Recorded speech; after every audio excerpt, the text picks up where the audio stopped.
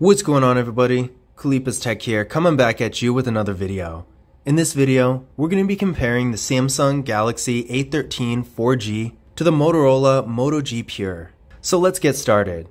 So with the Samsung Galaxy A13, we're getting a 6.6-inch PLS LCD display with a resolution of 1080p, a PPI of 400, an aspect ratio of 20:9, and a screen-to-body ratio of 83.2%. With the Moto G Pure, we're getting a 6.5-inch IPS LCD display with a resolution of 720p, a PPI of 270, an aspect ratio of 20:9, and a screen-to-body ratio of about 80.6%. So for what they are, both of these displays are pretty good. The colors are nice and bold, and the brightness is pretty decent. And for being entry-level phones, they do have pretty good viewing angles as well. But I will say between the two, the Samsung Galaxy A13 is going to have an advantage with that 1080p resolution. So we're going to get a much sharper, crisper image here versus the Moto G Pure that only has 720p. So if you're consuming a lot of content, this is definitely something to keep in mind, because although the Moto G Pure isn't really bad for what it is, with a slightly larger display at 6.6 inches versus 6.5, and the 1080p resolution that's going to give it a sharper and crisper image is going to be a little bit better if you're doing stuff like streaming videos, viewing photos, playing games, and pretty much any content consumption in general. Now for storage, with the Samsung Galaxy A13, we're getting 64GB with microSD card expansion, and with the Moto G Pure, we're getting 32GB of internal storage with microSD card expansion as well. So once again, the Samsung Galaxy A13 does have an advantage here. With 64GB, we're getting double the internal storage of the Moto G Pure. So if you're a bit more of a power user, if you do lots of stuff on your phone, whether you have a bunch of apps or maybe photos and videos and stuff like that, having more internal storage on the phone is always going to be a good thing, because even though you can offload stuff with a microSD card, it's still nice to have more storage on the phone itself if you can. Now, if you're just an average user and you don't really do a whole lot with your phone, if you don't have a bunch of apps or anything like that, then the Moto G Pure with the 32GB should be okay for you as long as you watch what you do and maybe get a microSD card to offload photos and videos. But in this day and age, I honestly don't think 32GB is going to cut it for most people, because with apps in the system and pretty much everything taking up more and more space as time goes on, 32GB is just a really small amount of storage in general. But with 64, even though it's still not ideal if you're really a power user, for the average user, the 64GB we're getting with the Samsung Galaxy A13 is definitely going to be pretty usable. Now there's no wireless charging with either of these phones, but both of them do have fingerprint scanners and face unlock as well, so it's nice to see that even though these are pretty entry-level phones, we are getting two options here to get into them. With the Samsung Galaxy A13, we got the fingerprint scanner right here on the power key, definitely a nice convenient spot for it, and with the Moto G Pure, the fingerprint scanner is right here on the back. So starting with the Samsung Galaxy A13, we're going to give these fingerprint scanners a try and see how well they work.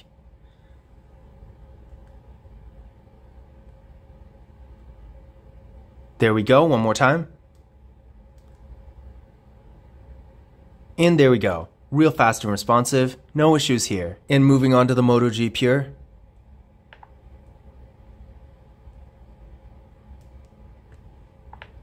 There we go, one more time.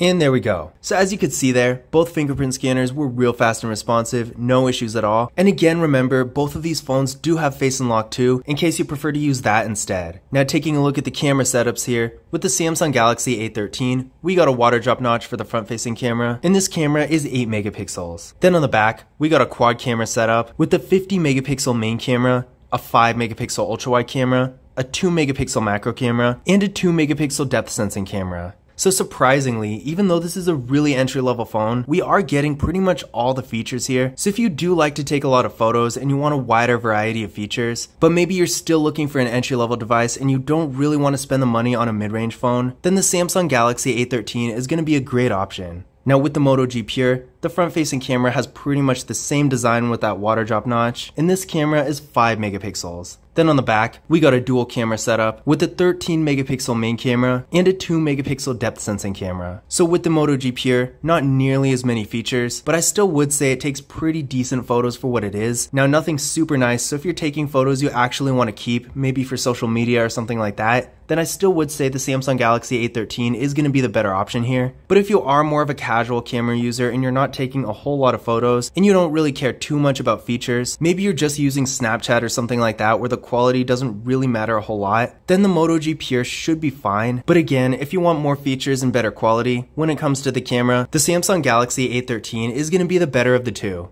Now for video, it's the same kind of thing. Both phones can shoot in up to 1080p in both the rear and front cameras, nothing really special here. Pretty much every entry-level phone can do the same thing, but again, just like the photos, the Samsung Galaxy A13 does take slightly better quality videos. Now if you're taking videos you actually want to keep for something, I wouldn't consider either of these phones to be very great options. You can't shoot 4K videos with them, the microphones aren't really that good, and overall, if you're doing something like a vlog or a YouTube video, the video quality for both of these phones does leave a little bit to be desired. But that being said, with the Samsung Galaxy A13, I was actually pretty impressed with the autofocus. It was quite a bit faster than the autofocus on most entry-level phones, so I will give it that. So maybe if you are planning on shooting a few videos here and there from time to time, maybe just a couple seconds of B-roll that's part of a larger video or something like that, then the Samsung Galaxy A13 might be okay. But with the Moto G Pure, when it comes to recording videos, I wouldn't use this phone for anything beyond Snapchat. Now internally, with the Samsung Galaxy A13, we're getting 4GB of RAM with the Samsung Exynos 850 processor. With the Moto G Pure, we're getting 3GB of RAM with the MediaTek Helio G25. Now I ran Geekbench 5 benchmark tests on both of these phones. And with the Samsung Galaxy A13, we're getting a single core score of 157 and a multi-core score of 588. With the Moto G Pure, we're getting a single core score of 133 and a multi-core score of 476. So I will say, neither of these phones are very fast. You're not going to be doing very high-end activities with them. So if you want to do stuff like higher-end gaming or maybe video editing or something like that, you're definitely going to want to look at a different device with a better processor, because again, neither of these phones are very fast. In fact, even if you're just going to be on your phone a lot, using social media, browsing the web, doing that stuff constantly, I would recommend considering a different device that has more processing power, because these phones are really more meant for basic use and lighter activity. But that being said, the Samsung Galaxy A13 is a tiny bit faster than the Moto G Pure.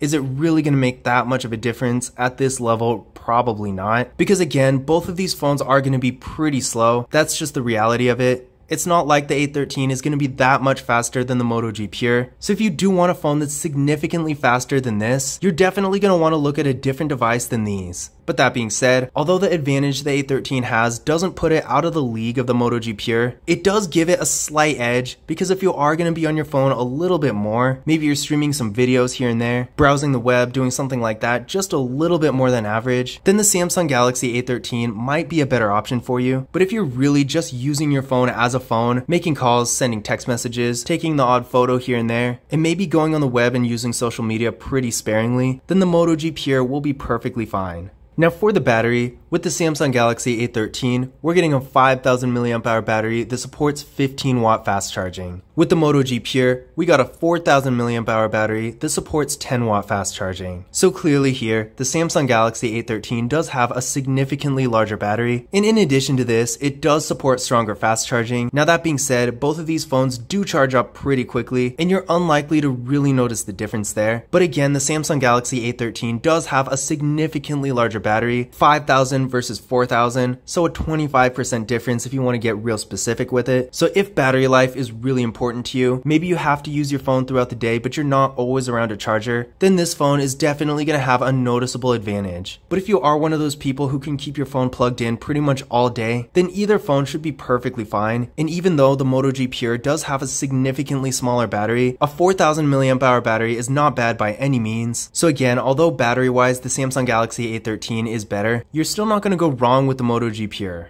Now for software, the Samsung Galaxy A13 does have Android 12, whereas the Moto G Pure has Android 11. And in addition to this, the Samsung Galaxy A13, as well as every Samsung Galaxy A series for that matter, is supposed to get updates for 5 years. Whereas with the Moto G Pure, it's unlikely that we're going to even get Android 12 with this phone. So if you do want the latest version of Android as it comes out, then the Samsung Galaxy A13 is going to have a huge advantage here. Now another interesting feature the Samsung Galaxy A13 has that the Moto G Pure doesn't is NFC. In case you don't know what it is, NFC is the technology behind contactless mobile payment services like Google Pay. So if you do like to use those tap and pay features, the Samsung Galaxy A13 of course is going to be the way to go, because with this phone you actually can do that, whereas with the Moto G Pure, unfortunately you can't.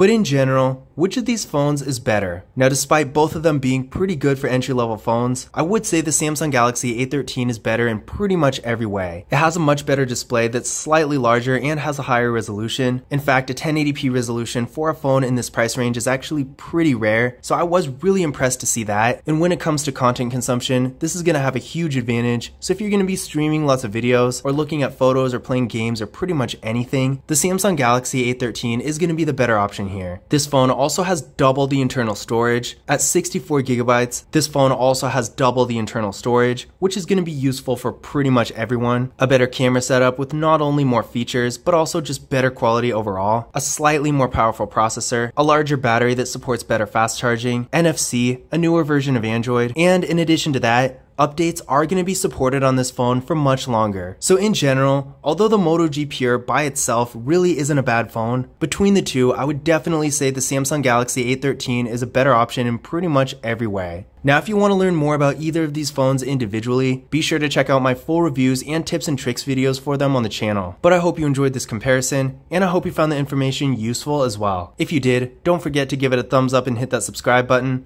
But as always, I will see you in the next video.